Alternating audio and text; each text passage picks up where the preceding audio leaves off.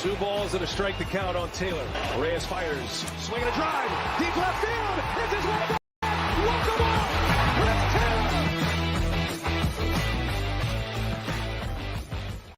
What's up, everybody? Welcome into DodgerHeads Live, presented by DodgerBlue.com, part of the Medium Large Sports Network. My name is Jeff Spiegel, joined once again by Blake Williams. We are live from spring training. We're here down in Camelback Ranch, Phoenix, Arizona area, talking Dodgers, covering the Dodgers, getting interviews with Dodgers players. We've got one more day, Blake, that you and I are down here before we start to head home. But it's been a pretty eventful few days in Dodgers land. Yeah, and it's worked out pretty well as well, where we get to see Shohei's Cactus League debut tomorrow. We got to see Freddie's first today, and Roki throwing his first live BP. So it's been a lot going on so far. Blake Snell was throwing. Saw Tyler Glass now throw a bullpen. Evan Phillips. It's been, a lot going on. And we've got tons of interviews that are going to be rolling out over the coming days. More to come. We got a bunch of cool interviews today. Ate some great food as well. If you follow us on social media, we ate a calzone. That's basically a large pizza, just folded in half. And so if Blake and I start to doze off at some point, that's why. It's because we're in a calzone coma, courtesy of Bill Plunkett, who gave us an incredible food recommendation to his credit. I went there for lunch and then went back for dinner, and 10 out of 10 food so far. Yeah, it was great. And shout out to Matt for hooking us up with dinner tonight. Yes. We had a great choice there from Plunkett. So, overall, it was great. We're going to talk Ohtani. We're going to talk Freeman. We're going to talk Sasaki and what the latest is on him. We're also going to talk Nestor Cortes. He had some, dare I say, interesting things to say about the Dodgers in the 2024 World Series, as well as just some random guys in camp that maybe are making a case for themselves, I'll say. But let's start with the headline here, Blake. The Dodgers are really bad at spring training games, and I think the season's over. I think they're 2-6. They lost to the Rockies today, who are 6-2. I think we should just pack it in and start planning for 2026. Yeah, 2-6 now in spring training. Nothing's really gone right. They've been outscored a lot so far. It's been tough watches. Maybe we're at the point where Dave Roberts is managing for his contract here. But in the reality, it doesn't matter. It's spring training. We've went back and looked at the last spring training records. The Angels won the 2022 and 2023 Cactus League. They finished about 500 in 2024. This year, they have an above 500 record. So, if you want a great spring training team, there you go. Just go right down to the Angels there. So, it kind of proves it's meaningless. The Rockies, the last 2 years, have been phenomenal in spring training. And today, they played their opening day lineup. They had their closer in the 9th inning with the 2-run lead. And the Dodgers were sending out Griffin, Lockwood, Powell, or a bunch of guys who are not going to be on the major league team this year or probably ever. And that's why you can't put in any stock to these games. Yeah, Austin Barnes was playing catcher today. So he was the head of the offense today. And what is he hitting, 600 this spring, 500 or something?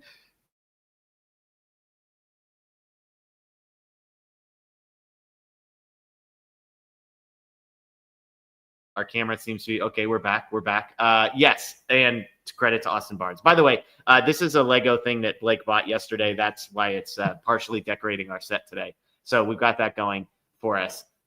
Hopefully the video is back. I see some people asking if we're frozen, but on our end, it looks like we're back. So hopefully that's the case. Yes. We get the respect for the Revin minifigure, knowing who that is. Yes. I got that. Sure. It's custom made there. He's great. He's got 2 lightsabers. Yeah. Respect. Shout out to you. Yes. There we go. Moving on. But in all seriousness, we talk about Mookie Betts had a hilarious quote. Somebody was asking about, I don't even remember which player it was, but basically about spring. And it was Roki. It was Roki. And he was like, doesn't matter. Who cares? It's spring training. Yeah. And I thought Dave had a great quote about Michael Conforto in particular. There were people asking, kind of hey, are you concerned about Michael Conforto? He hasn't done a ton. Obviously, today he laced the ball off the center field wall. And Dave I thought, made the point that I think we've made a lot on our show. There's some guys that you want to pay attention to what they do in spring. But a guy like Conforto is a perfect example of he's been in the league for 8 years. He's a professional. He's coming over. They're tweaking some things. There's context to it. And so from his perspective, he's not worried about what Conforto does in the spring. In the same way that, whether or not Mookie Betts hits 300 is not going to be a concern today. So I think you kind of you have to read everything in context. And so, yes, the Dodgers are 2-6, and yet they're not focused on trying to win games as much as they are focused on like 6 or 7 other things. Yeah, I think a lot of times people get lost in that spring training. Like for some players, the results are important. Like right now, it's important for James Outman to go out there and earn a spot. He has to perform. For guys like Conforto, he's making swing changes, and that feel isn't going to be there immediately. It's going to take time, and that's why you're using these spring training games to get that feel down, get your swing right and working correctly. We saw Yamamoto get lit up a little bit yesterday, and he said after the game, like he was playing around with different locations that he normally wouldn't use in a normal game and testing out things if they work, if they feel right, if he's able to later bring that into a game. It's about making sure their body feels right and just getting back out on the field. So like the results don't matter as much as all the other things players are doing behind the scenes. I know when Miguel Cabrera was playing and he was with the Tigers, one of perennial MVP all-star type player, like he would purposely try and hit the ball to right field every single at bat. And like, that's not the thing he's going to do in a game, but it helped him get his swing down. He was able to get his timing down more because of things like that. So like spring training, they're working on things. They're using it to make sure they're right for the regular season. Yeah.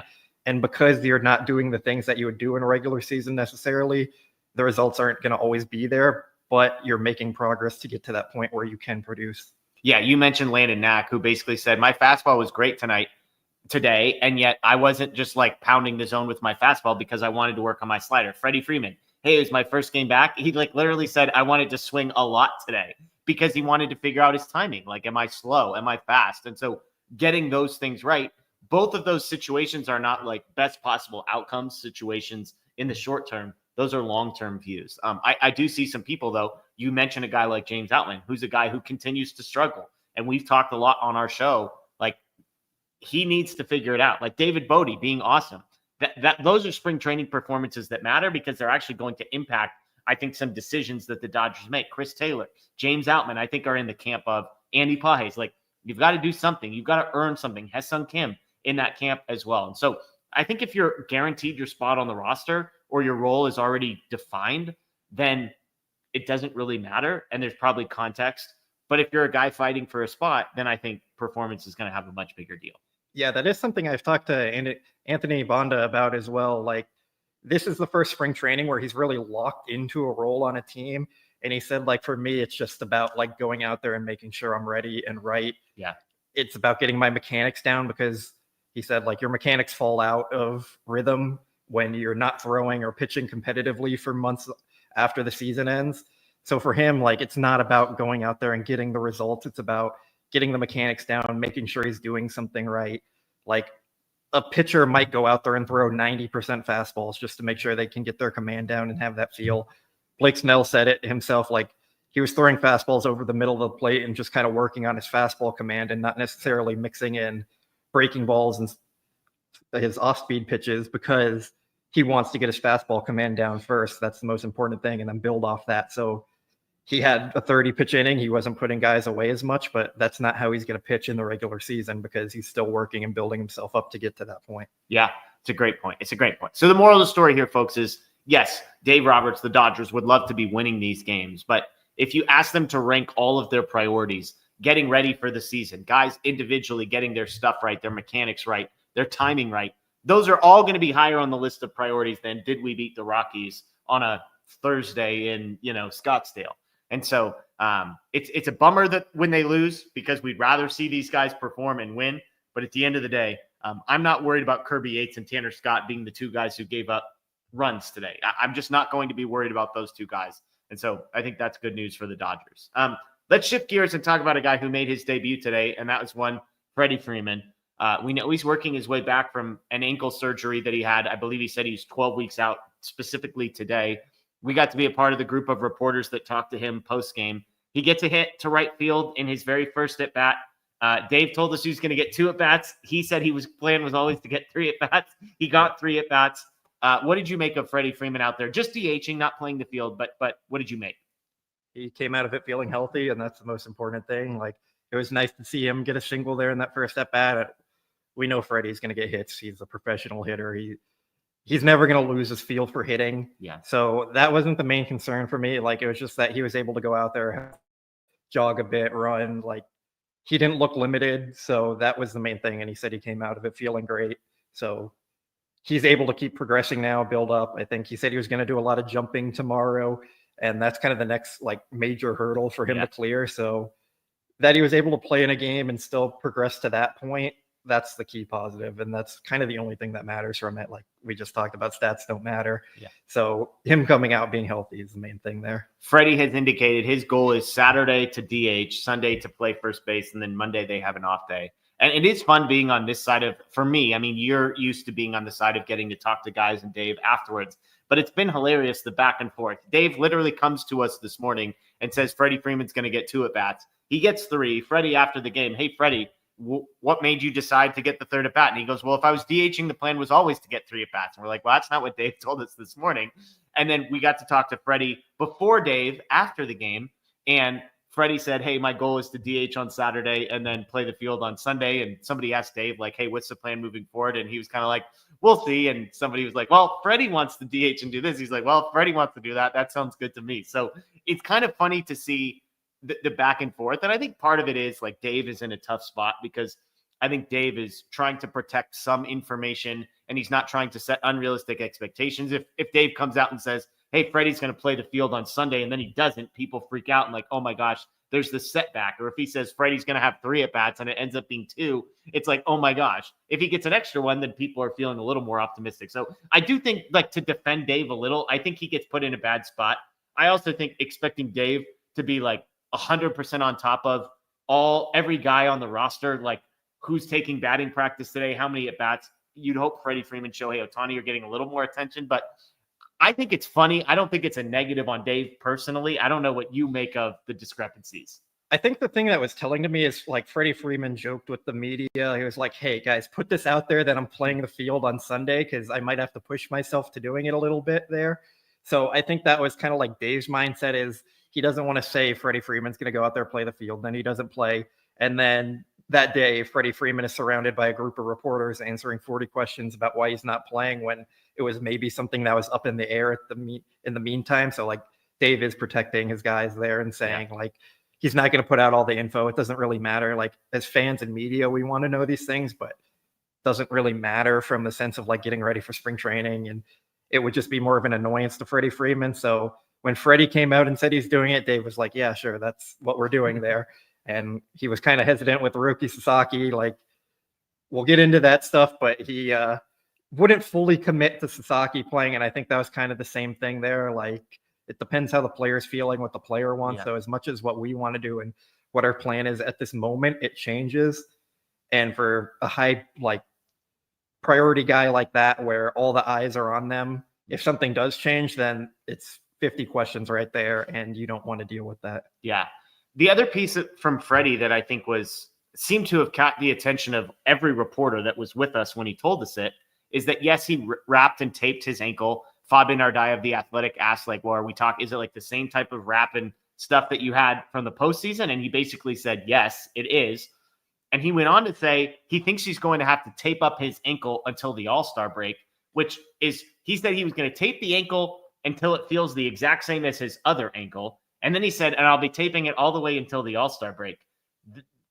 It's Freddie. He's an Iron Man. He's going to grind through it. He plays first base, all of those things. It's also a tiny bit concerning that he's going to have an ankle that isn't 100% for the first half of a season that we're hoping goes well beyond the end of the regular one. Yes, it's concerning. I trust that Freeman's going to keep putting in enough work to be out there. Like we know in the playoffs, he was putting in 6 hours in the training room a day, getting work on his ankle. So like, you don't want to hear that, but if there's anyone who I think is capable of handling that and dealing with it and playing through it, it's going to be Freddie Freeman. So like, it's a mixed bag for me there. There's concern, but like not fully just because of who it is. And I think he'll try and be somewhat cautious with his limitations. I know Dave kind of joked he has to warn Freddie to like hold it back, especially in a spring training game, but yeah, I don't think he's going to do anything to jeopardize the rest of his season type thing. And Dave also said that there was a moment in January where Freddie was being honest with him about how bad his ankle was hurting and how he felt like he wasn't recovering from surgery, where Dave wasn't expecting him to actually be ready for opening day. So I do think that gave us insight to that there is an honest dialogue, and that I think Freddie would be honest with the Dodgers if he felt like he was putting himself or the team in jeopardy, his long-term future in jeopardy. And I think the Dodgers would do the right thing by all people, and especially with the World Series in mind if they needed to. So I just tend to believe that, like, hey, he has to tape his ankle. Like, if the Dodgers are letting him play, and Freddie Freeman, who's a smart guy, and yes, he wants to play every day, his goal is to win the World Series. I mean, that's literally what he said. I just don't think that anyone involved is going to make a decision that actually jeopardizes any of that. Yeah, I don't think so.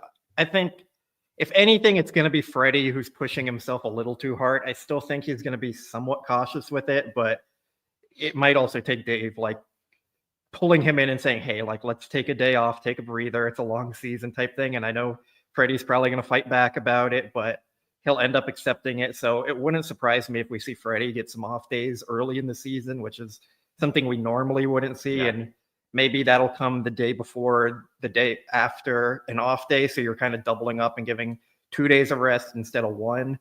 So I think they'll be creative trying to get him a little more rest.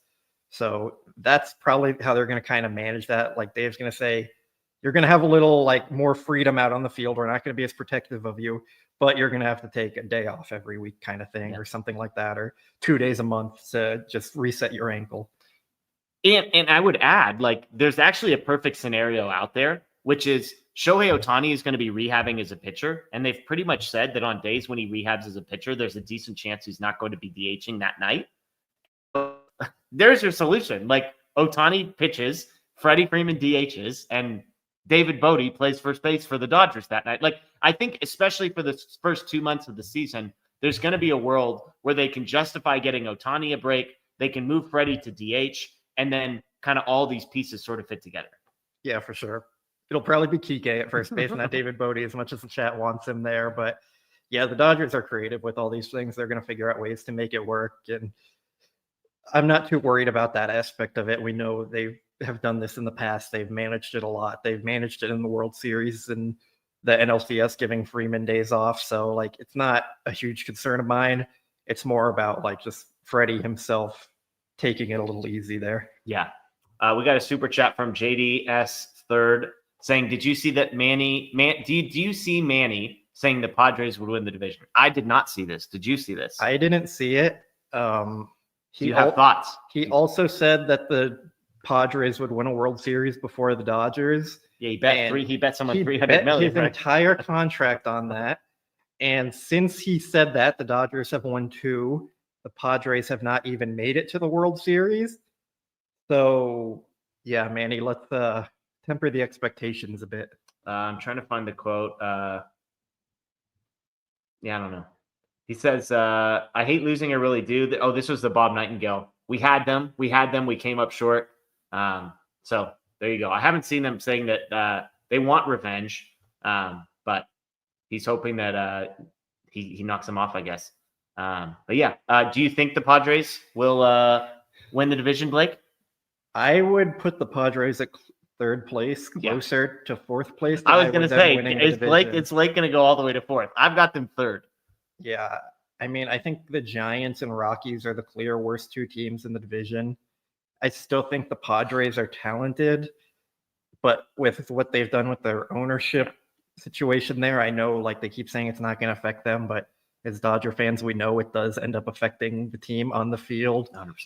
They haven't made any, like, major additions. They lost Jurickson Profar, who was a huge part of their team. They're still kind of talking about trading, like, Dylan Cease or someone out of their pitching rotation. Yeah, like, I just don't see that team going very far. And I think the Diamondbacks are the clear second best team in the division, especially with the pitching staff they have. Yeah. So, yeah, good luck, Manny. I mean, I hope you finish higher than fourth place. Do you hope, though? I mean, because I don't want the Giants having success, right? There you go. Good luck, Manny. Somebody clip this. Good luck, Manny. I hope you finish better than third. Blake just said that about the Padres.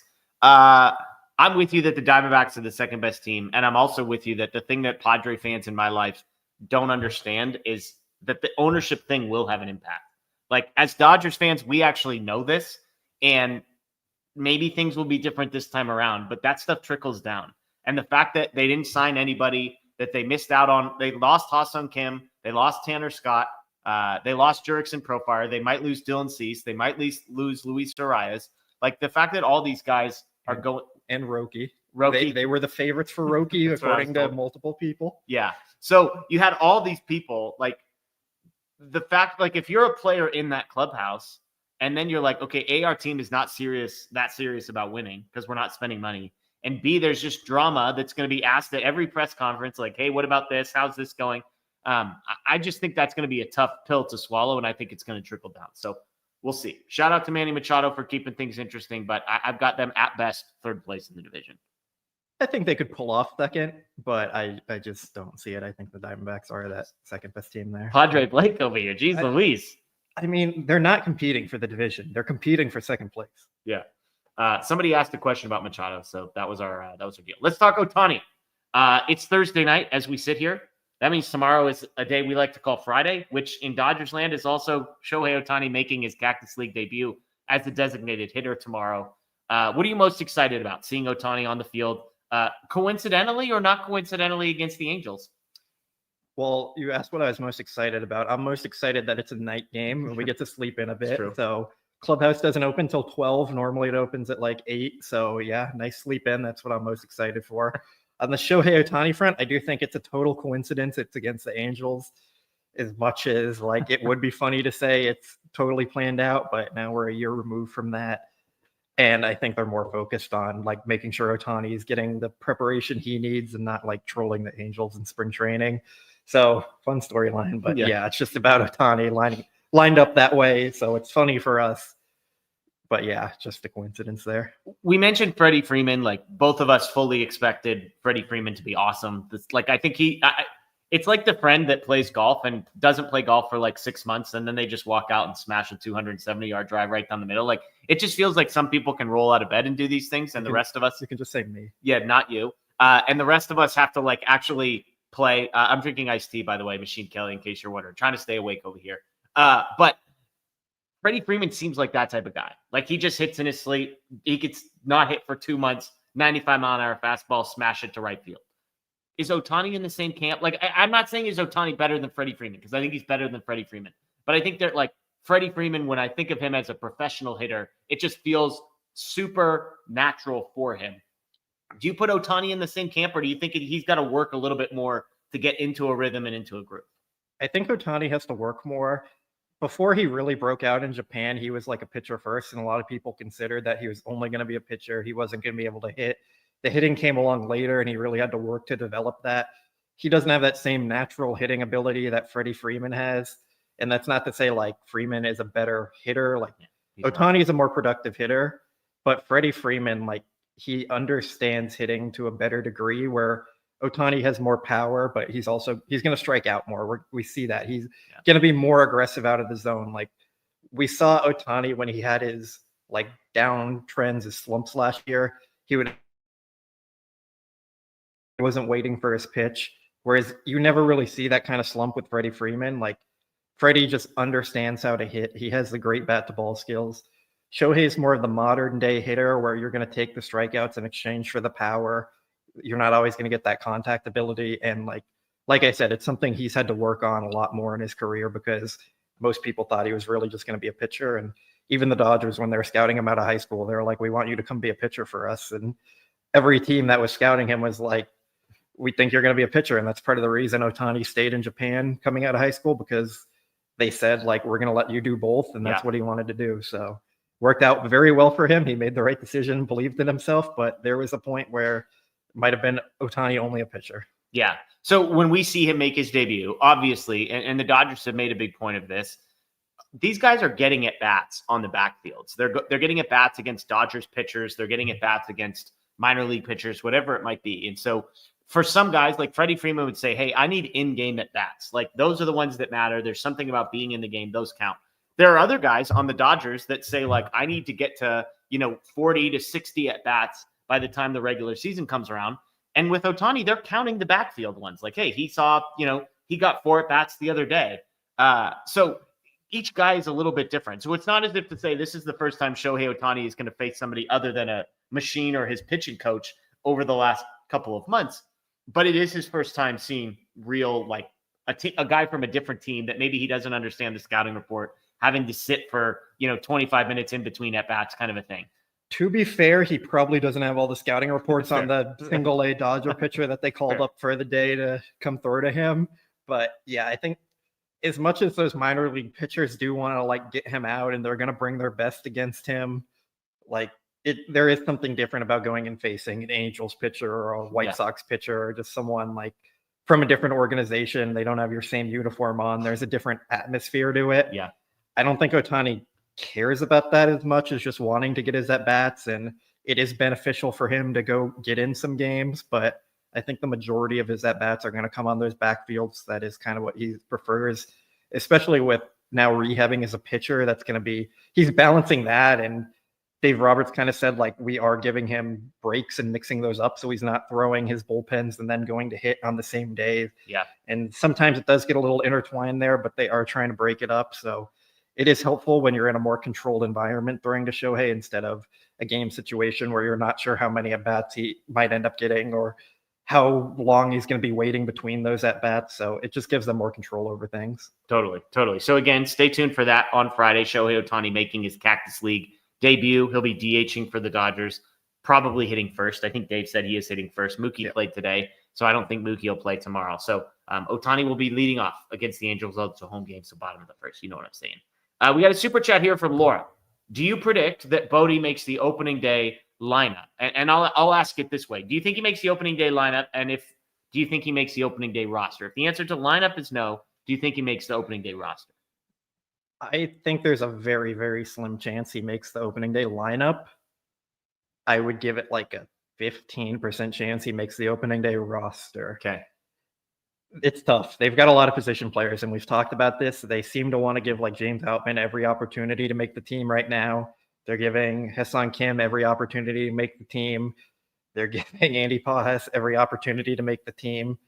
And David Bodie's getting at bats and playing, but like we've seen this before where a guy will come in and have a great spring training and then they don't make the team because the Dodgers are just so deep.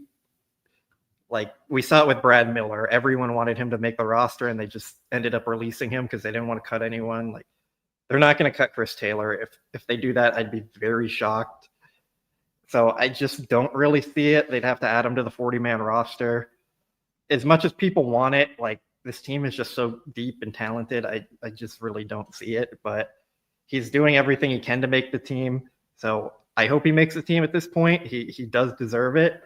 It's just this roster is a very hard one to make. Laura doesn't like your 15% answer, by the way. It's kind of the same thing with Hunter Fiducia. Like everyone's saying, like we know he's a major league player. I think he would be on 29 other rosters in baseball.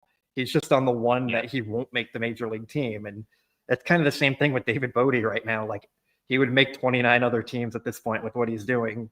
He's just on the one he won't make it. And that's kind of what I talked to him about yesterday during his interview. I was like, was there any hesitation to joining a team that has this many players where it might be harder to make the team? And he gave his very nice answer of like, no, I just want to come here and win and be the best player I can be type thing. And I do think there's some truth to that. Like these spring training, they do help you maybe catch on with another team once you get released. They're still playing for a job, even if it's not with the Dodgers. So I don't think he makes it just because of the talent that this team has in front of him and who they're giving chances to, but I will say he deserves it. Yeah. Realistically, for those that aren't like super dialed in on roster spots here, basically there's 12 roster spots that are guaranteed, locked up, solidified. And everybody's going to hate to hear me say this. Chris Taylor is one of those. They owe him $12 million. They would cut him and lose him for nothing, which I understand lots of people want them to do. But I don't think they're going to cut Chris Taylor, eat $12 million just to keep a guy like David Bodie on the roster. I've said this before on this show. Part of the thing you need with a guy on the Chris Taylor roster spot list is a guy who's not going to play and is going to kind of be okay with it. Like you don't want Andy Pajes on the major league roster never playing. You don't want Ha-Seong Kim on the major league roster never playing. We're perfectly fine if Chris Taylor's on the major league roster and never plays. He can be a defensive substitute. He can be a pinch runner. He can be like a once a week kind of a guy. But you need a veteran in that role. Now, David Bodie could be that guy. But again, I don't think the Dodgers are going to cut Chris Taylor just to give Bodie the spot.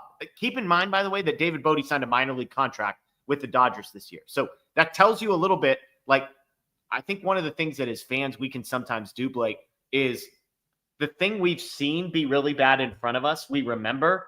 And like, none of us watched David Bodie for the last 2 years. Like, none of us saw his numbers and his stats and were like dialed in on like, oh man, like in 2021, this guy hit 199 in 327 plate appearances. We didn't have to experience that. So we have positive views of David Bodie. So I think that's one thing we have to keep in mind. All of that said, I think the number is way higher than 15%. I would say 35%, maybe 40%. And here's why. Because we've said all along, Pages, Hesung Kim, and Outman, somebody needs to go get that job. Somebody needs to earn it. I love James Outman. I think he's the best defensive option out there. What does he have? 8 strikeouts in 12 or 9 strikeouts in 13, something. It's ugly. Hesung Kim, all of the concerns that anybody's had offensively have only been confirmed. Andy Pages, can he play defense effectively in center field? Does not seem like it. So if I'm the Dodgers and I'm looking at the flexibility here, I think David Bodie is a realistic option. Because then you can send Kim, Pages, and Outman down and say, go get reps. Like, play every single day in AAA for all 3 of those guys. That would be part of my answer. And I think Bodie's playing well. I think he gives you the versatility. He can play first base if Freddie's going to have to take some days off. And I think he's hitting. And this is the last thing. I know I'm monologuing here, so I apologize. Bodie is a guy that at least we've seen do it at the major league level. Like, it's a long time ago, but 2019, he came up as a 26-year-old with the Cubs, and he had an OPS of 784 over the course of 127 games. He's been a positive, over 100 weighted runs created plus guy in 78 games over the last 2 seasons with the Cubs. Add in the versatility, Dodgers make some tweaks. I'm not saying he's going to be the next Chris Taylor, Max Muncy, Justin Turner. I'm also not saying he's not going to be that guy either. Yeah, that's fair. I think the issue here is we're talking about, like, are the Dodgers essentially going to carry him over the guy they view as an everyday starter? Like, if you're going to have James Outman or Andy Pages in center field, are you going to say, okay, well, we can option these guys because we have David Bodie? Because we know the bench is filled with Barnes, Kike, Taylor, and Rojas. Right. Like, those guys are locked in there. So maybe if you say, like, Rojas, you're going to start at second base, and Edman, you're playing you named a starter in that list, though, and you passed him over like he's a bench guy. I mean, like, I don't think they're going to say that, though. Like, I think Rojas is locked into a bench role. So not Rojas. I'm talking about Kike. Glasses Kike every day. Yeah, I don't think that's happening there. Yeah. I mean, maybe he might earn the job just because of how bad everyone else has been. Yeah. But even then, like, are you taking Bodie over the potential upside that Andy Pages is giving you? Because we saw Pages was a quality major league player in his rookie year, and you'd expect him to take a step forward and kind of improve on that. So are you willing to kind of risk that, maybe hurt his confidence a little bit, maybe upset him by sending him to the minor leagues for a guy like David Bodie, who it's been a great spring training, but is this really who he is at this point? Or is he more of the guy who is released and only got a minor league deal with the Dodgers? Yeah. So, like, those are the questions they have to answer and figure out. I think if I was setting the roster right now, Bodie would be on it over some of those guys. I don't really see a big world where they're taking Bodie over a Pages or an Outman. They keep talking highly about Outman. Like, Dave is giving him all the credit and saying, like, he's a great defender. Some things went wrong last year and we got to get him back on track kind of thing. Like, I thought for a minute there, Outman might be their starting center fielder, and he's definitely not earning the job right now with his offensive performance. And that's kind of something he needed to come in and show. So maybe that does open the door for Bodie a bit, but you're still talking about a guy who's like kind of a minor leaguer type at this point as well. So, like, are they just going to make that decision and be rash about it because of 2 weeks in spring training? I'll say this. I think Bodie makes the roster if we don't see dramatic improvement out of Kim, Pages, or Outman over the next, what is it? What they say, there's 12 days until they leave for Japan? Something like that. Yeah, the opening day would be March 18th. So about 3 weeks or so. I think that's fair. I think David Bodie would also have to keep up his production. Yep, like, agreed. He could very easily go 0 for his next 10 and, like, no one would care at that point. Like, it's not out of the possibility. So it is tough to talk about these things here on February 27th when there's still multiple weeks left and guys are still figuring things out. But yeah, I mean, that's why I'm giving it like a chance, but not a huge chance. Yeah, we got a follow-up here from Cordena. It says, does Kim start off in the minors and Pages in center field? Let's start with the first half. I have been crushed on this site for my opinion on Ha-Seong Kim, saying that he was going to start the season in the minor leagues. I understand we're in a different place now. Do you think Ha-Seong Kim starts the season in the minors? Probably, just because of kind of the things Davis said about like he needs to figure out his bat and he's working on changes. I think they're going to try and give him some time and ease him into things. Like they don't have to rush him at this point. There's no real upside to rushing him and maybe losing some of that confidence early if you're putting him up against major league pitching on a consistent basis early in the season. So just with the roster crunch they kind of have right now and their ability to option him, I would say he does start in the minors. Do you think Padres is the starting center fielder for the Dodgers? I keep like wrestling with this one because they have a lot of players who all have a weakness, and if you could combine them, they would be a great player. But Andy Pages is a very bad defender in center field. James Outman has a very bad bat. Kike Hernandez, probably not an everyday player. Chris Taylor, not an everyday player. So you're just kind of at the point of like, do we take the bad defense or do we take the bad offense? Yeah. I think they're going to lean toward the bad defense and hope they can kind of cover it up. I think the idea of a Conforto, Pages, and Teoscar Hernandez outfield is terrifyingly bad defensively. I think the Dodgers believe they can probably cover some of that up more. It's easier to cover up defensive flaws with positioning more than it is like covering up the offensive output of a player because they have a little more control over that. The issue is like even when they put Pages in the right spot, he's taking bad routes and bad reads, and he's a very bad base runner. I think that's another thing that's not talked about enough. Like we saw him get picked off the other day in Cactus League. After the pitcher threw over and the catcher was backpicking him, he still got picked off. And like that's the kind of thing you can't be doing on this team. Like the Dodgers just spent like months making fun of the Yankees for not playing fundamental baseball. So then to have Pages starting, you're kind of like taking away from all those points you were making. So that's like my biggest hesitation with saying Pages is the clear starter. Like, do they just take this more like well-rounded baseball player who's not going to give you much offense at all instead of like the defensive and base running liability for a guy who might be like a 110 weighted runs created plus guy? That's where my biggest question lies there. So I have no idea who's going to start in center field really. Like ask me again on March 17th or something like that and we'll see. Yeah. And I see some people saying, what about Tommy Edman in center field? The beauty of Tommy Edman is the Dodgers have a hole at either center field or at second base. And so if they feel like out of Kim, Kike Hernandez, Pages, and Outman, the best of those four guys play center field, then Tommy Edman can play second base. If they feel like the best of those four guys can play second base, then Edman can play center field. So I think that's the beauty here. I think a point you made to me, and you might have made this on the show on Tuesday, is the Dodgers have a lot of pitchers who are fly ball pitchers as well. And so center field is a premium defensive position. We know that both guys in the corners are, to put it nicely, defensive liabilities. They're definitely not above average defensive players. So if you've got great pitching, but guys that tend to give up fly balls if they do let the ball get put in play, and bad corner outfielders, that's what I think kind of gives me the lean that maybe they would just say, look, if Outman's like a 75 weighted runs created plus guy at his worst, and he could be worse, but at least he's like a plus defender at a key position up the middle and might be able to cover up some of the deficiencies of the guys on his right and left. I think that's where you make the case for it.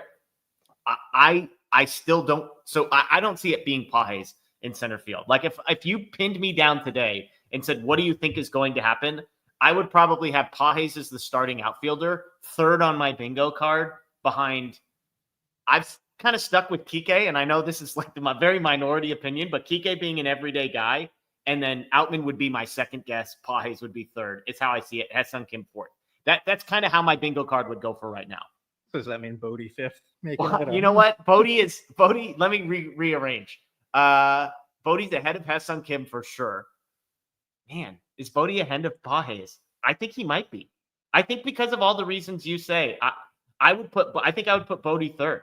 Because I think you make an incredible point that like we don't talk about like the base running stuff, but we've made so much fun of it. Like, oh my, like how many times we're not just talking about like, oh, he's pretty poor base running. It's like he makes decisions constantly where you're like, what on earth were you thinking on this play? And it's multiple of them. Dave says he's good defensively. None of us agree with him. And so to your point, it's a great question. Maybe Bodie is third and Pages is fourth. Yeah, I mean, Kike might be their best starting option, playing second base or center field, wherever they want to do it. I just don't think they're going to go that route because they haven't been willing to do that ever before with him. Hey, Glasses Kike had no platoon splits. He hit both sides well. I was the one bringing him up, like you broke defending the that, story. like Kike, Glasses, different player there, but I don't know. I think they value his versatility. I think he's going to end up platooning with Muncy at third base. It's a very interesting question on what they end up doing. Like Tommy Edman's filling half of this. We know that. Yeah. If you play Tommy Edman at second, though, you have like multiple more options than you do if Tommy Edman's in center field. Because if you play him in center field, you're limited to Hassan Kim, Kike, and Chris Taylor at second base, and David Bodie. There you go. I still don't fully have it in my mind that like he's going to be a guy competing for an everyday starting role on this team. Maybe I'm wrong.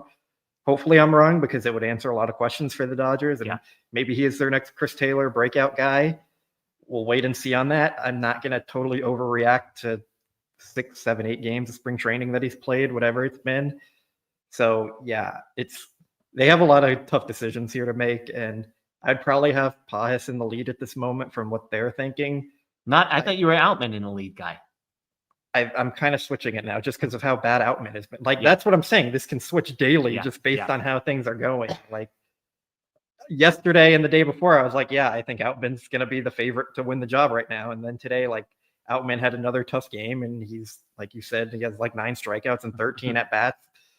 As good as the defense is, like that's an unplayable player. Yeah. So Kevin Kiermaier. Some might say Kevin Kiermaier offensively. Kevin Kiermaier was like a lot better than that, which is the main thing here. Both. That was like a 70 to 80 weighted runs created plus guy. Outman in this form is like a 40, 50 guy. So yeah, it's going to change. My answer is going to change daily until there's more like something to clarify here. Someone runs away with the job, something Dave says that changes something.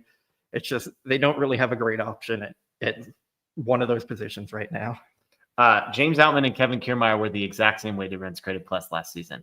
And that was James Outman as a 27-year-old and Kevin Kiermaier as a 37-year-old. Look, I'm just saying, I said it's Kevin Kiermaier-esque, and Kevin Kiermaier was a 54 weighted runs created. What did prime Kevin Kiermaier do? That's like an 80 to but 90. We're talking about 2024 Kevin Kiermaier, not he prime didn't play Kevin much Kiermaier. though. Like he was just a guy around. He was a 4th or 5th outfielder for that. Slightly better. He's 57 as a Dodger, 53, 104 as a Blue Jay. 104, 89, 101, 94, 79, 79, 113. Do you want to go backwards? Because James Outman was 118 a year and a half ago. Yeah, but what do you do in the second half? Yeah, okay. It doesn't matter. 118. Kevin Kiermaier, did he ever have a season? No.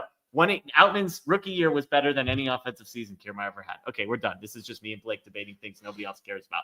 So we'll move on. Great questions. We appreciate the super chats as always. So thank you, Laura and Cordenas, for those. Let's get to a couple more things here. Roki Sasaki, is he debuting next week in Cactus League Baseball? Great moment in the Dave Roberts press conference this morning. If you haven't watched it, it's up on our Dodger Blue YouTube channel, Dodger Blue 1958. You're probably watching the show on there right now. He was asked, will Roki Sasaki pitch next week? He said yes on Tuesday. And then the follow-up question is, in a Cactus League game? And he said, we don't know yet. As our Dave Roberts translator, believe that he will pitch in a Cactus League game. Dave just doesn't want to kind of plant his flag there quite yet. But you're guessing that Tuesday Roki Sasaki is pitching in a spring training game. Yeah, I think Dave said we'll see like 3 times about it, kind of laughing a little bit with it. So yeah, I think Dave said he was going to be starting on Tuesday, and it was like in a Cactus League game.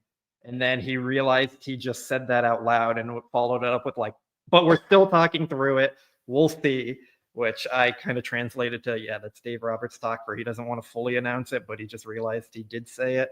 So yeah, that was Dave Roberts saying Roki will pitch on Tuesday in a Cactus League game.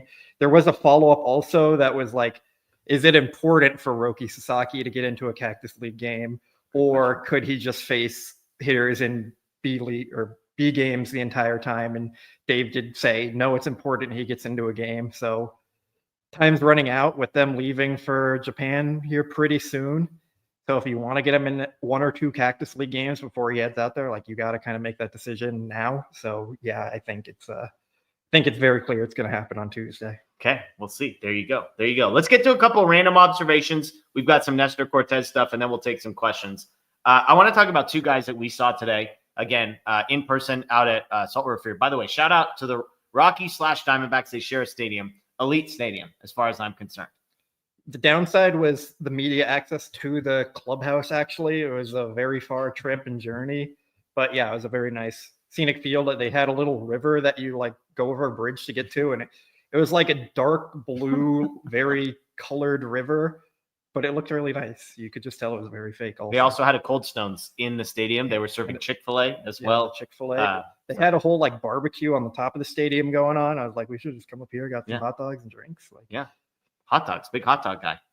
I mean, it's a stadium food. Like I don't like to eat them outside of a stadium, but for a baseball game, you can kind of make an exception usually. And it's not a Dodger dog. Like Padres do it right. So I don't know if the more Padre Blake over here. Padre Blake. You can ask Matt about that one. The Padres give away bacon wrapped hot dogs grilled for the media, like freshly made.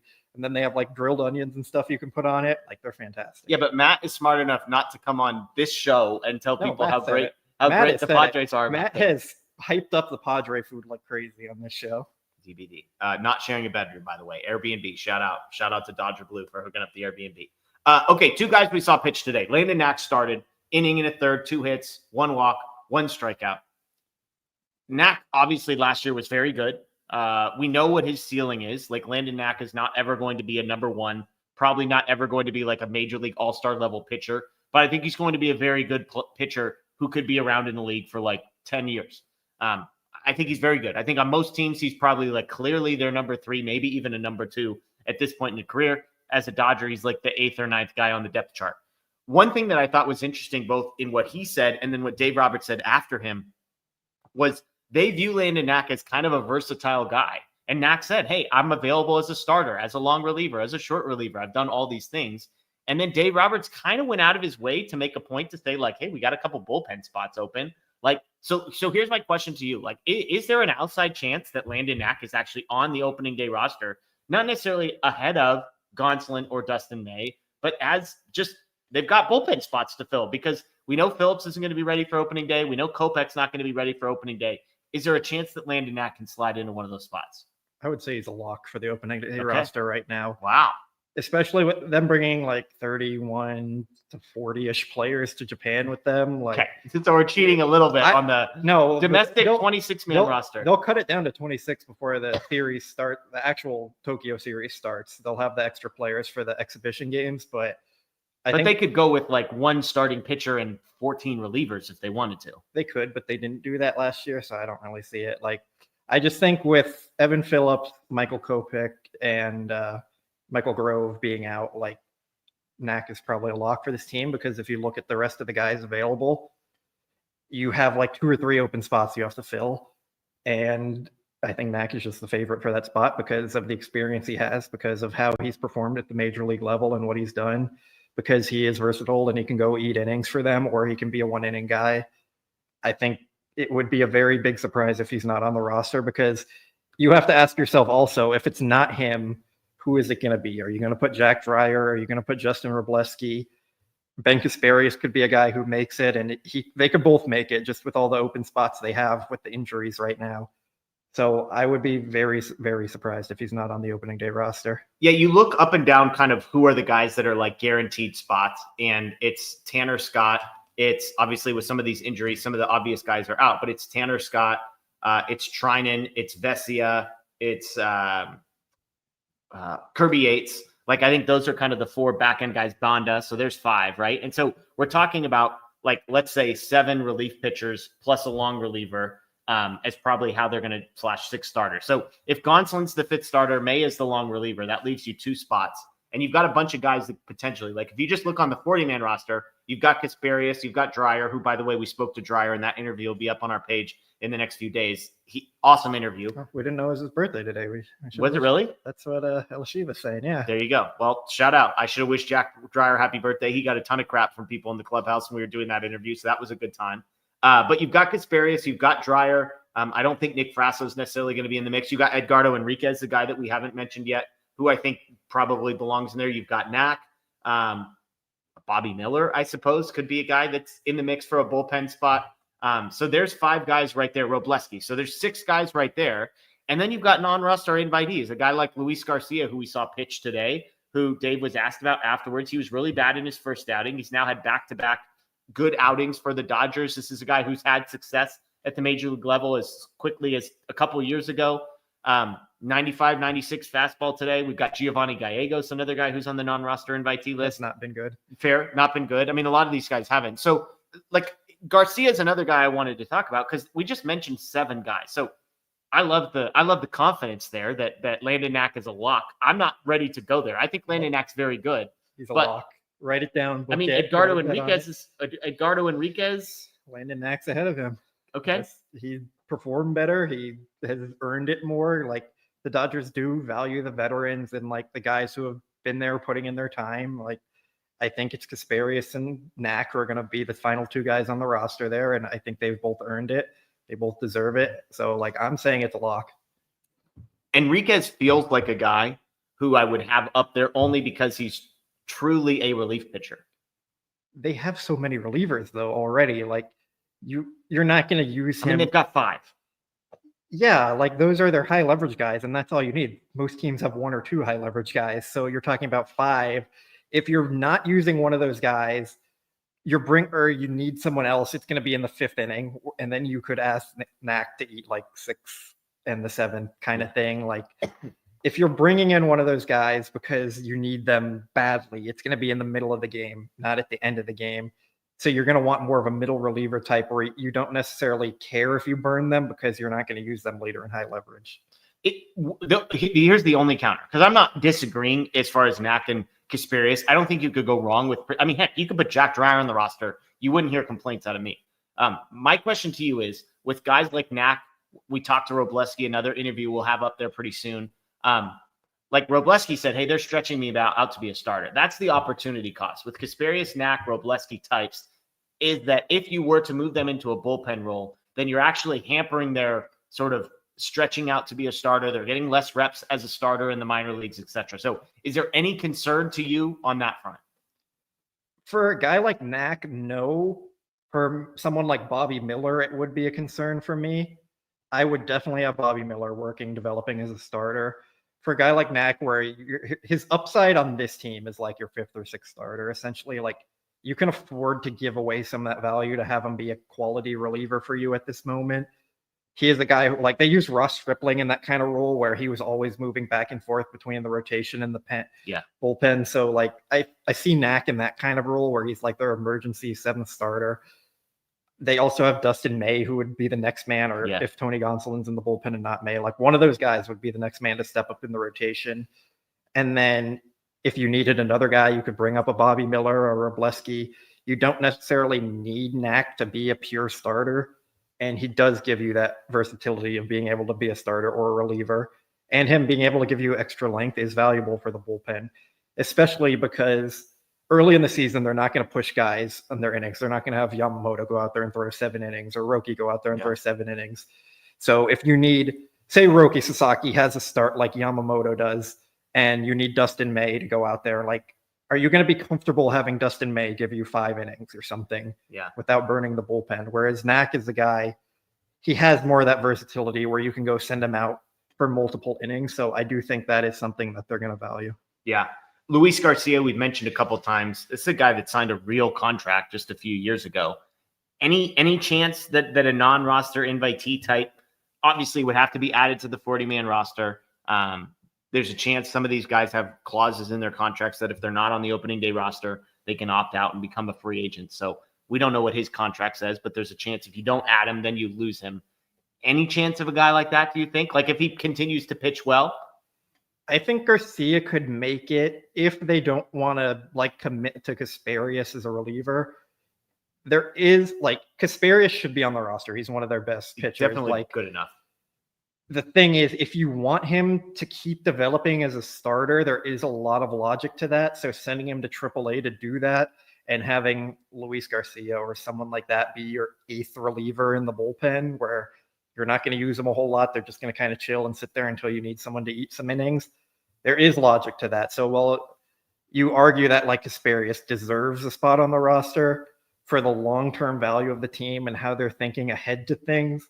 It makes sense to maybe leave him off in favor of a guy like Luis Garcia. Yeah, something to watch. All right, one more topic here to touch on. We have to talk about Nestor Cortes.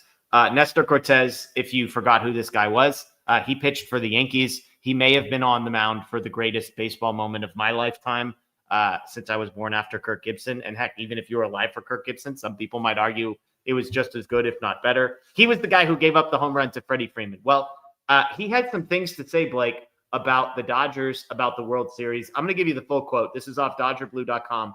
He said, "We had done enough to win that game. They can talk whatever they want to talk.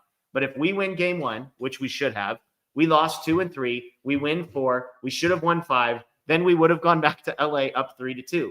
So people can say it slipped away from us. People can say we made a lot of mistakes, which we did. But at the end of the day, we were the better team. I see it that way, and I'm sure everybody in the clubhouse sees it that way. The reality could have been going back to LA leading 3-2. It didn't happen that way. They deserve all the credit in the world. They won the World Series. At the moment, they showed they were the better team." That's a quote. That's a person who has a thought. That is a take. The funny thing to me about this all is like the only game the Yankees won is the one the Dodgers gave them. They said, like, we don't care. You win this game because we know we will beat you again. Like, that's how confident the Dodgers were. They literally gave the Yankees a win. The Yankees scored 46% of their runs in the series during that one game the Dodgers punted and did not try. 46%. The highest the Dodgers scored in a game was like 28% of their runs. So a pretty big difference there. Basically half of the Yankees' runs the series came in that game. They were averaging 3 runs a game outside of that. You're not going to win baseball games averaging 3 runs a game very often, especially not against the Dodgers. Going back to before the series even started, going back to the beginning of the playoffs, everyone said, like, the winner of the World Series is going to come out of the National League. We all know this. Like, most people thought the World Series was the NLDS between the Dodgers and the Padres. And I think that series proved that was true. Those teams played very competitive. It was a great series. The Padres almost gave the Dodgers, like, the boot right in the first round there. Like, they were up 2-1 in the series. They had a chance to actually win it and move on. They didn't. Everyone after that point was like, yeah, the Dodgers won the World Series. Like, no disrespect to the Mets, how they were a good team last year. Like, they weren't the Dodgers. Yeah. And no one expected the Dodgers to lose after they beat the Padres. That all that talk right there, like, no one talked about the Yankees. Like, it was, yeah, the AL is a really bad division or league, and we don't know who's going to come out of it. It'll probably be the Yankees because they're the best of a bad bunch. Yeah. That's what ended up happening. Then you get to the World Series, and it was the Yankees playing exactly what we thought. Like, they were the best of a bad bunch to make it from the AL. So for them to come out and say, like, or for Nestor specifically to say this when he was the guy who gave up the Grand Slam, like, it's just a really weird take from him. And yeah, just like say we lost, they were the better team, and move on. You're putting all this pressure on the rest of the team because now media is probably going to ask Yankees players like, hey, did you agree with this comment, or what did you think of it? And there's just no upside to saying this besides getting trolled and clowned about it, because now, like, everyone's just going to make fun of it. There's not a single person really besides some, like, delusional Yankees fans who are going to agree with that. Like, what is the actual benefit or upside of saying this? Yeah, he gets his name in the news, I guess, for a change. Everything you say, completely agree, retweet, all of those things. And I would just add, like, whenever we have these conversations, it's like, well, we would have won if we had caught the baseballs. It's like, yeah, but you know what part of baseball is? It's catching the baseball. It's covering first base. It's making a play at shortstop. It's catching a fly ball to you in center field. Like, those are not just like accidental things like, oh my gosh, we're so unlucky. The Yankees defense has been an issue all year. Guess what? Their defense killed them. Like in game 1, Nestor Cortes, the funniest part of this whole thing is you were the guy that gave up the home run. Like, you were the guy that made a bad pitch. Freddie Freeman made a great swing. Those are all parts of the baseball game. And so to say, well, we should have won this game, well, you didn't. And the reason you didn't is because things happened on a baseball field, which is typically what happens when 2 baseball teams play each other. And that's how games are decided, by guys making good plays or bad plays on a baseball field. So I love this quote. I love that Nestor Cortes is saying it. I love that he thinks they were the better team. I love that he's like, everybody in our clubhouse agrees with us. If only we had won this game and this game and this game, then it would have been different. 3-2, we would have won. Like, It's hilarious. I love it. We're in the content business. This is great content. Like, this guy sounds like a clown. He is a clown. And again, this is the guy who gave up the Freddie Freeman home run. It'd be less funny if he was a random guy in the bullpen, but he was the guy who blew them a game. Like, the reason they lost game 1 was because of one person, and his name is Nestor Cortes. The funny thing here is the Yankees who have been talking about it are the guys who didn't make an impact at all or make it a negative impact. Like John Birdie was the one who was talking, like he was mad about the Dodgers talking, and it's like Birdie wasn't even on the playoff roster and he was irrelevant all year. Like, what are you guys doing right now? Amazing. It's just, yeah, I don't know. I love it for the perspective of we get to make fun of it now and it'll be funny. It's like Nestor Cortes says they were the better team and he's the guy who gave up the grand slam. It's a very funny storyline, but just makes no sense from his viewpoint to come from saying that. And yeah, I mean, they need to perform better if they want to say that. And like, even if we want to give them like, yeah, you were the better team, well, that doesn't matter. If we want to do the better team wins the World Series, the Dodgers would have like 12 rings right now. So It's true. Amazing. Thank you, Nestor Cortes. We appreciate you. We think you should share your thoughts more often on the 2024 World Series and all of things. Anything you have thoughts on about the Dodgers, I'm here for, Nestor. We appreciate you.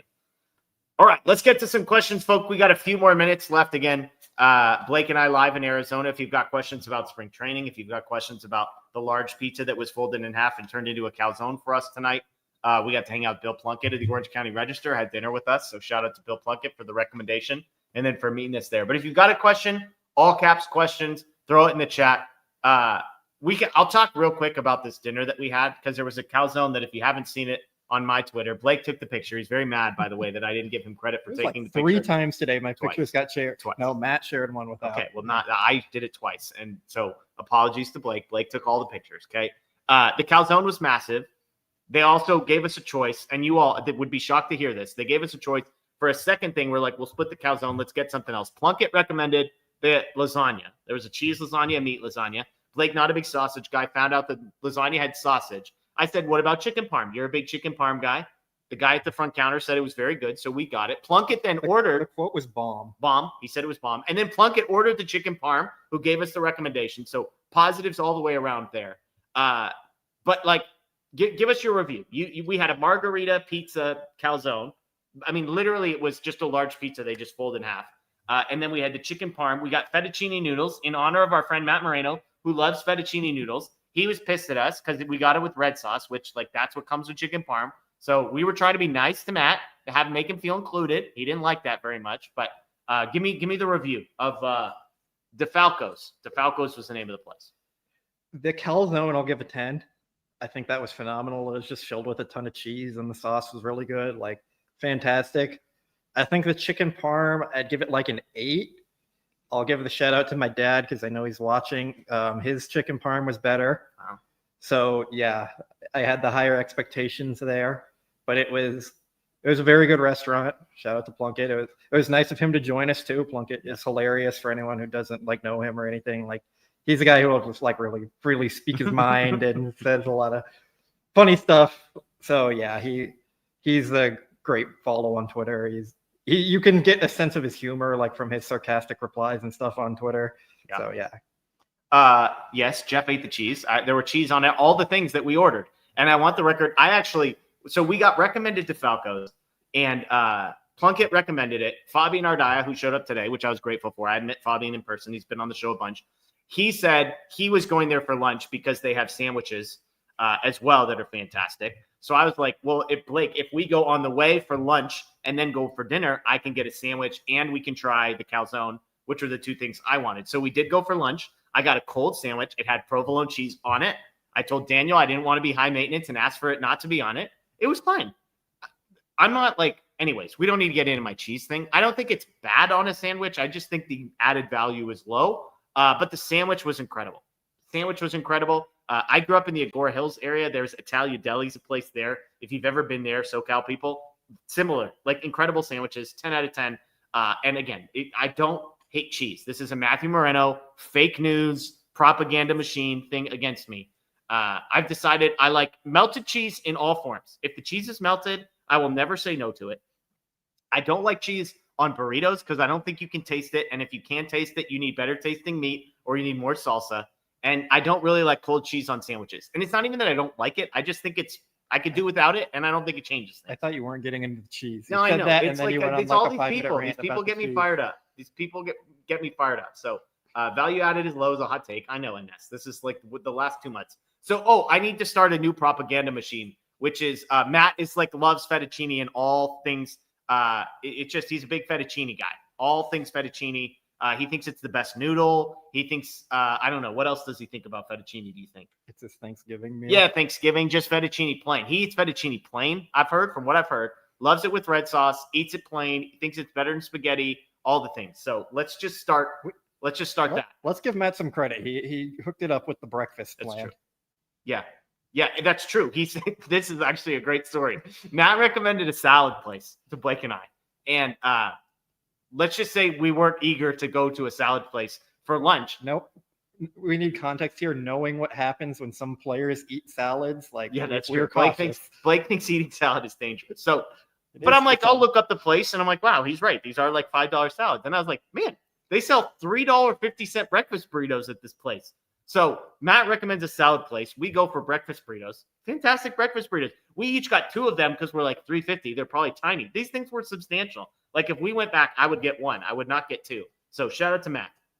Paid for our dinner and gave us a good breakfast burrito on accident spot. So shout out to all those things. That's amazing. Cole's telling me about a cheese place. Fantastic. Jeff deflecting from his cheese takes to Blake's questionable pasta preference. No, it's Matt's questionable pasta preferences. Real quick to answer a question, Matt is not with us in Arizona. He was here last week. So we've had like 2 weeks of coverage because we split it up a little. There we go. Here it signs Tokyo food ambitions. Blake may be going to Japan. We're still waiting on full confirmation. MLB is being very, very slow with the credentialing process. So we'll see. Hopefully. Hypothetically, if you were to go, what do you think? What's your Tokyo food ambition? So, this is the best. Blake's going to give you an underwhelming answer. I was going to jokingly say McDonald's like theirs, but I know it's not a joke. It's going to get taken out of context as the joke. It's a joke. Like, I don't know. Did you eat at McDonald's in Korea? I did once, yeah. See? So it's not a joke. But it was we get out of the games at like midnight and nothing's open. Like, I don't get home until very late. So like it's very limited on what we can do. And if I don't want to eat stadium food, which like their stadium food was not it really wasn't. They had I got a Philly cheesesteak and they put the actual like fake cheese on it and it was just not very good at all. Yeah. So like the options are limited very late at night. Okay. There you go. T wants to know, what does the locker room smell like? Smells great, honestly. No bad smells in my opinion. Yeah. I mean, it's a pretty big. The only time I've ever had a distinct smell being in the locker room was when they were pouring all the champagne and beer everywhere. Like, I didn't expect that. I talked about this after it happened, but like I walked in there and the first thing that hits you when you're like 10 feet away from even entering, it's just the smell of alcohol. So yeah, that's the only time I smelt a distinct smell. Well, Bobby Miller puts on a lot of cologne, so I've smelt that a lot too. There you go. Littlefoot says next show we need both no hats. Anthony did that a couple weeks ago. People didn't love that. So we'll see. Maybe we mix it up. The last time I didn't wear a hat on the show, like everyone was criticizing it. Yeah, so I put on the hat this time. Eden wants to know, where is Jackson Ferris and how did you guys become reporters? Jackson Ferris is in Arizona. We've seen him in the locker room. Didn't he threw yesterday or the day before in a bullpen? I think it was the same. He threw the same day that Ohtani did. Yeah. So Tuesday, he threw a bullpen. So I suppose like maybe tomorrow he gets into a game. Possibly, yeah. I mean, Ferris is not being built up to be like a major league starter, so the build up process for him might look a little different. But he's around. Like I think he's the top pitching prospect. But we just mentioned like there's like 10 starters ahead of him. Nick Frasso's another guy 15 maybe. Yeah, truly. If you count like guys that are hurt, we talked to Emmett Sheehan today. Like he's progressing well and might be back in a few months. So yeah. How did you guys become reporters? I'll let you answer this one first. I went to college for journalism at CSUN, and I also worked on the paper there and on my community college paper at Pierce College. Shout out to them. Love Pierce. Still keep in contact with my professors there. I credit them for training me with like everything I know now. Like I always highly recommend community college to people if they're looking to go. Like you cannot be at community college for the price and what you can learn there. So yeah, shout out to them. So I kind of just worked my way up, and like my final year of college at CSUN, I saw Dodger Blue tweeted like that they were hiring, and I knew Starkin just from being on Twitter. So I messaged him. I was like, hey, I was thinking about applying, and he gave me Matt's email, and I was hired on as like a part-time writer, and then they promoted me to full-time writer, and then I became like an assistant editor next year, and then the year after that, the managing editor. So yeah, that's kind of been my path. I was trying to find. I have been writing for some version of this website seemingly forever, and I can't figure out exactly. Pierce College mentioned. There you go. Chris was my editor-in-chief at CSUN and Pierce. I was his managing editor at Pierce, and then the opinion editor at CSUN. So there you go. I found this. I have emails going back to 2012. I have been writing for some version of this site. It might go back a little bit further. That's as far as my emails would go right now. I joined in 2021, June, I think it was. So yeah, there you go. So I've been writing for I was just like an editorial writer, basically off and on. In 2020 was when Dodger Blue came to me and said, hey, we're thinking about starting a YouTube show. What do you think about that? So I started it with Daniel Starkin, and then Matthew Moreno was in the mix. And then obviously over time, Blake has gotten mixed in, Anthony Witrato, Scott have all been sort of mixed in as well. So that's kind of my background. I was a journalism minor. I wrote for some newspapers in the Oregon, Portland area for about 18 months professionally for a little while. And then I got out of that world. So yeah, I have Dodger Blue. So I see Matty Man saying that has to be beginning. There's a whole history story here. DodgerBlue.com. I don't know what DodgerBlue.com and Dodgers Nation used to be together, and then they got split. And so I was writing for what used to be Dodgers Nation way before the current version of Dodgers Nation was. So I've been around for a long, long time. Yeah. And I could keep going. I might have emails from way before that, but that was the story. So there you go. 2012 is roughly when I started. Laura said when we can see the first show. You can go and sort by the date of the old shows. I went back and watched it. Daniel had like his really long hair. And, yeah, they were different. Yeah. March of 2012, by the way, that was the very first. I have an email that I sent basically pitching myself on all of this stuff. So there you go. March of 2012. That was when I started with the version of the site that sort of now exists. Amanda says Italian subs need to be cold. I agree with you. So I got it cold. I would say a meatball sub probably should be hot. There was a chicken parm, chicken pesto sub that sounded good as well. So, but yes, Italian cold cuts, cold, agreed. Dong wants to know what's Jeff's opinions of Portlandia. I thought the first season was really, really funny. It's like, obviously, like there is definitely kernels of truth that have been largely exaggerated, but you probably never heard of the show, right? I thought he was making a joke about like Portland, where you. Yeah, it's a show about Portland, and it's like all the crazies sort of exaggerated. So there you go. Don't Care 187 says, did you buy any spring training merch? You want to answer first or me? Because mine's probably a better story here. Oh, yeah. If you're asking if either of us have bought Dodgers stuff, the answer is no. I am going to look. I haven't looked at the store yet. Tomorrow is a home game, so I'm going to look tomorrow. I'm not expecting to buy anything. I don't love the spring training gear in particular, but we'll see what happens tomorrow. You have not bought any Dodgers gear, but I mean, if you want to admit these things, I haven't bought any baseball stuff, but I got this great Darth Vader Lego helmet that you can see displayed here. It was a very great price. It normally sells for like $65 in store. While I was driving out yesterday, I saw a Lego resale shop, and they were selling that for $30. And I got the little figures here. I got another little like ship the Thai bomber in there. So yeah, I mean, it was great. I was very happy to find that. Yeah, I love people trying to figure out how old I am now, by the way, looking at like trying to go back to 2012. So there you go. Have a baby face. What can I say? Ella Shiva said, how are you guys not sunburned? A lot of sunscreen. No, I haven't worn sunscreen. Like stays inside all the time. I should be wearing sunscreen, but the reality is like in the press box where we are or in the clubhouse most of the day, like we're not in the sun. We're in the media workrooms or the press box or the locker room. So there's probably only been like maybe an hour or two each day max where we're actually in the sun. So yeah, but I have seen a lot of the stadiums in Arizona provide free sunscreen, like in the bathrooms or around. Like that's great. Dodger Stadium should like catch on to that, especially with Freddie. Camelback Ranch did. They were handing out sunscreen to people as they walked in. I grabbed a few pouches, but I haven't needed them. Yeah, like Freddie Freeman is a big supporter of sunscreen, always promoting it and stuff because of his mom. So yeah, like Dodgers should get on that because California gets sunny too. There is a lot of what we do that is inside. And obviously if they're doing like player scrums or Dave Roberts scrums, they tend to have those be in shaded areas. Today, I made a point as a Pacific Northwest guy that doesn't get to see the sun all that much. We got to the field about an hour before the game. I went out to the lawn area in right field, left field, and just lay down for 20, 30 minutes, got the sun, and it was great. So I'll say that. We'll just leave it at that. I do see Linda pointing out Dodger Stadium has free sunscreen. I haven't seen that, so like I'll believe you there.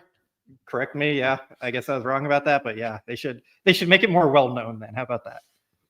Cole said, do you guys get starstruck when talking to Dodgers players and coaches? Who do you get most nervous when you talk to them? So my first season covering them and when I was in the locker room, it's a very like nerve-wracking thing, not just because of talking to them, because of who they are, but like there's so many people there and cameras and like you're on things. Like for me personally, I've never wanted to be on these shows before. I kind of like got roped into it by Matt. Like, this is not my thing. I'm a writer first and foremost. So yeah, it took a while for me to like really get comfortable.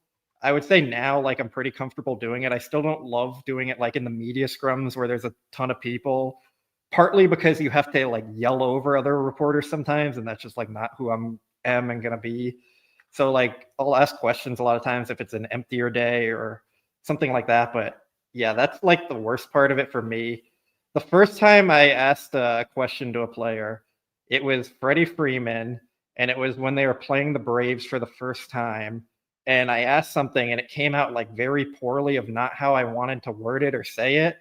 So like it was kind of a get my feet wet type situation thing that I needed to do, and it just came out poorly. Thankfully, Freddie Freeman was very gracious and gave me a good answer. I just like looking back on it, it was terrible. And I knew it at the time. Like after I said it, I was like, man, that was not it. But over time, it does get easier, especially when you're around them more. Like I've been able to develop relationships with guys like Anthony Banda and Evan Phillips that I've talked about. And you guys know, like that has really helped me kind of become more comfortable with everyone else. Like the first day we were in spring training, we went up to Kirby Yates and we were like, hey, can we interview you? And he was kind of hesitant about it. And Evan Phillips was like, hey, don't worry about it. These are great guys. So like that kind of thing meant a lot to me. And when I was covering one of the charity events, Banda came up to me like before I was really like knowing him too very well. And he like came and shook my hand and greeted me and said hi. So like those kind of things that the players did meant a lot to me from like a personal experience, but also like from a professional thing where like it made me really feel like I belong and I'm doing the right things. And it has made me more confident in being able to go ask questions to everyone and kind of like do my job better. Yeah, I would say like your first day doing anything always is uncomfortable. Like my first day being back in the clubhouse, because I don't get to do this as often as Blake does, I'm always more hesitant. I don't want to interrupt guys. I don't really want to bother them when we're going up and saying in the clubhouse, like, hey, do you have a few minutes for an interview? And there's some guys like that are more brief with us. Let's just say that. They don't give us great answers. They're not as thoughtful. They're trying to just move it along. And they were nice enough to say yes, to be fair. And then there's other guys, typically the younger guys, that are thrilled. Like Zaire Hope was like so pumped that we asked him for an interview that every time he's seen me since, it's like a smile and a wave basically on his way out. So that stuff, I would say, to Blake's point, like when you're in a scrum with Dave Roberts and all of the beat reporters are there and all the Japanese media is there, we've gotten the chance in the last couple of days to start asking some questions, getting a little bit more comfortable. But that's a nerve-wracking moment because you're like, how is this going to come out? Like, I respect Fabian Ardaya and Jack Harris and Bill Plunkett and these guys that are there, David Vatsay. So, like, I don't want to sound stupid in front of Kirsten Watson or any of these people. And so, but once you ask the question and Dave is nice about it coming back to you, then you kind of get you're like, okay, I can do this. We broke the ice. It still would be weird. Like, I still don't feel comfortable going up to like Mookie Betts and being like, hey, Mookie, you got 5 minutes for me? Because he's probably going to say no, and that's bad form to bother the bigger guys who kind of get asked all the time. But also, like, I just, there's still a disconnect there. I look to the guys who I'm like, River Ryan, like, I met him in Reno. Like, when I say hi to Justin Robleski today, he was like, hey, what's up, man? Good to see you again. Like, Dalton Rushing, hey, what's up, man? Good to see you again. Like, these are guys that remember us. Those are easier sort of conversations to break into than the guys who are like, who are you? Why are you bugging me? And I don't want to really give you the time. I do also remember, I think it was 2022 or 2023. Like it was, I didn't really like know Dave Roberts like personally yet. and we were just kind of standing around. We were waiting for Kirsten to finish up an interview with a player. And like, we were just kind of standing there, and Dave Roberts came up to me and was like, "Hey, nice to meet you," kind of thing. "Who are you? Like, what's your name? What do you do? Who do you work for?" type thing, and introduced himself, and like took a moment to recognize me and meet me and know me. So like, those are the kind of things, like from a personal standpoint, it means a lot, and it does help make our job easier, because yeah, it can be a nerve-wracking experience. And like, if you told me, like when I started in 2021, 2022, whenever it was, like I would end up interviewing Kershaw in like a one-on-one type thing, which I ended up basically doing at a charity event I went to cover, like I would have said, like, "You're out of your mind." Yeah. I would be way too nervous in doing that. But yeah, it definitely gets easier, and the more you're around, it does make it easier. And a lot of the players being very kind and respectful, like it does help a lot. Yeah. Let's get to a couple more. Jose Ayala says, "Hey guys, always listen to you. Thank you." Jose, we appreciate the super chat. Thank you. Tim says, "What time is tomorrow's game?" 6:30 Arizona time. I think it's 6:05. 6:05? 6:05. I believe Arizona it's 6:05, so that would be 5 LA time. Yeah, there we go. Let me confirm. It is a home game. You're right, 6:05. So 5:05 West Coast time. Let's do one more question here. Somebody said, "Does Muncy seem like to do interviews?" Seems like he's a nice guy. I wouldn't say he likes to do them. I think he's just very open and pretty kind about it usually. So yeah. Okay, BMR. Who was your favorite interview? So we've gotten to do. I'll just answer from this. Are we saying like just in general, or like? Up to you. I'm going to answer. So we've gotten to do 9 players so far this week. We also got to do Plunkett on a book that he's got coming out with Ohtani. We also got to do Bob Nightingale, which, come on, folks. For folks on here, these are our people. These are the people we asked Bob Nightingale for an interview. He did an interview with us. It's up on our page. So of the 9 that we've done so far, I would say like Tanner Scott is the biggest name that we've gotten a chance to talk to. He's a really big name. So that was cool. Emmett Sheehan was great. Like, we got to talk to Emmett Sheehan. He was really thoughtful and really good. Robleski was really thoughtful and good as well. I think my favorite moment, and I put this picture on Twitter, was yesterday I did Zaire Hope. Today I did Josue DePaulo. These two guys have lockers next to each other. They're right next to Ohtani, but they're literally like up against a wall right as you walk in. It's like fake lockers that they built just for these two guys. And I asked DePaula, I said, like, "Hey, it's probably got to be pretty cool that you have a guy like Zaire Hope. They seem close. You could tell they're connected and close to one another." And the answer, like, and I was like, "So it's got to be cool to have a guy like this here with you." And he started saying really nice things about Zaire Hope. And then Zaire Hope popped up and like just popped into the interview and was like, "This is my guy right here," or whatever he said. They both had huge smiles on their faces. And so to me, that was just like a cool moment, because I really do think both those guys have a chance to be like dudes, like real dudes in a couple of years. And so to have both of them in the same picture smiling was a cool moment for me. So that's my answer. Yeah, my answer, there's been a lot. I think one of the most memorable ones was Kershaw had one after a member of his family died. I forget the specifics of it, but like that was just a very like emotional and surreal interview. I think it was a year or two ago. So yeah, that one sticks in my mind a lot. It wasn't my favorite. It was just like one that sticks in my mind. When I talked to Evan Phillips about his silver bobblehead, that one was fun, because like no one else really reported on that. And I like to find the fun things. Like I talked to James Outman about Rocco when he had the rock in his locker.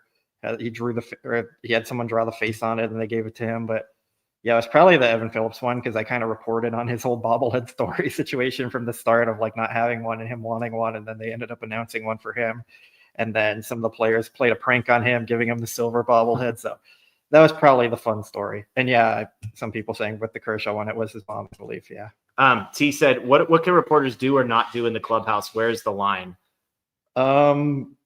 Basically, we kind of have to be. Let me set it real quick. So like on days like today, the clubhouse is open from 9 to 9:50. So we get 50 minutes in the clubhouse. Guys are walking in and out of the weight room, in and out. Nobody's hitting, nobody's pitching yet. So most guys are at least around, but not necessarily in the clubhouse. So in that 50 minutes, what are the rules about who we can talk to, who we can't talk to, where we can go, that kind of thing? Basically, what we can do is it's just time for us to go try and get some interviews with players if we're working on stories or want to talk to anyone. That's pretty much all we can do there. Like, we're not supposed to like take photos unless it's like, I've taken a photo. I think Alex Vesia made the high leverage honey bun shirts and brought them in. Like, I took a photo of that. Like, that's not the kind of thing that they'd get mad about. But you can't like go around taking photos of just straight up lockers or anything like that, or the players walking around like without their uniform on kind of thing. Like, So basically, it's just for us to talk to them. It's more of a privilege than like something that is like, forced kind of thing. So we have to be very respectful. We try and be like a fly on the wall and not disturb people. Sometimes some people have like just casual conversations, like especially with the beat reporters, they're around the players 24/7 for the entire season essentially. So like they develop a lot of close relationships with players. So they'll chat about life or sports outside of baseball and things like that.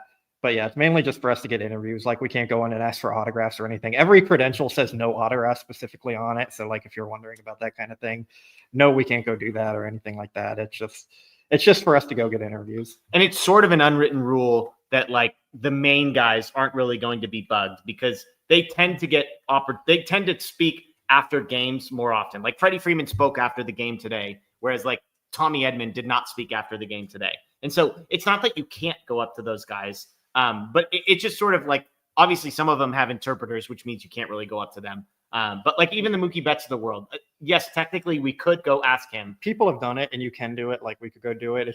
It's hard to get some of the players around because they're always going to do like the batting cages will be open for the players at the same time the clubhouse is open. So a lot of the times you'll see like 1 or 2 position players and like all 8 relievers in there. So it's a lot of times like, that's for me personally being in there, like developing more relationships with the relievers and starting pitchers like Landon Knack who aren't throwing every day kind of thing. Like those are the guys who are always around. So sometimes you have to go hunting for one of the players who you need, and it might take a few days till you find them. Yeah, absolutely. Do you ever talk with Vassay? Yes, Vassay's hilarious. Vassay is a friend of the show. He's another CSUN guy. So we were talking about the Matadors a little bit today. He's a really friendly guy. Yeah, Vassay, big friend of the show and all of us here. Yeah, funny guy.